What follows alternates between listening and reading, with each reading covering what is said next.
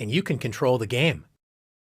We may have heard that it's important to control the center and develop our pieces as close to the center as possible, but what exactly does this mean? The center squares are e4, d4, d5, and e5. A popular as well as strong opening move for white is to play e4. White moves a pawn directly in the center, controlling the d5 and f5 squares in black's territory, and it also opens up lines for white's light-squared bishop and queen to quickly enter the game. A good response for black is to play the same move, e5. By controlling the center, both sides prevent enemy pawns from entering their territory. If white tries to force two pawns in the center with d4, threatening black's pawn on e5, it's important for black to break up white's pawn center with e takes d4. When white's dreams of taking over the center with pawns have been shattered, so black should not have any serious problems in the opening. Is the center really that important to control? What happens if black wants to move pawns on the edge of the board, such as a6? Pawn moves are important when they can control key squares, especially in the center, and when they open up lines for pieces to enter the game. This move does not control an important central square, and it only allows the rook to move to a7, not exactly improving black's position.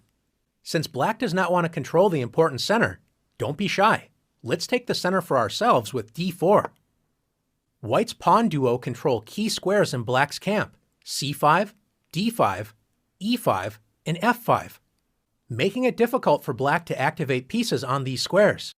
If black continues to make meaningless pawn moves such as h6, black has no central control, and besides the pawns, only 4 pieces can move: the knights, which were already able to move at the start of the game, and each rook only has 1 square. Not a good start to the game for black. White's pieces, on the other hand, enjoy great freedom. White's queen and 2 bishops enjoy open lines, and white's knights are ready to jump into the game with a move like knight f3. What happens if black wakes up from a deep sleep and decides to start developing pieces toward the center with knight to c6? Pieces need pawns in the center so they are not constantly attacked. Since black does not have a pawn on d5, white can simply march forward with d5, grabbing space and attacking black's knight, forcing it to waste time by moving again. Black should admit the mistake and retreat the knight, but instead decides to move the knight to the edge of the board with knight a5. Most pieces do not like being on the edge of the board, and the knight is especially weak as it only controls 4 squares. Compare this to white's knight on f3. It controls 8 total squares, twice as many squares as black's knight on a5 controls.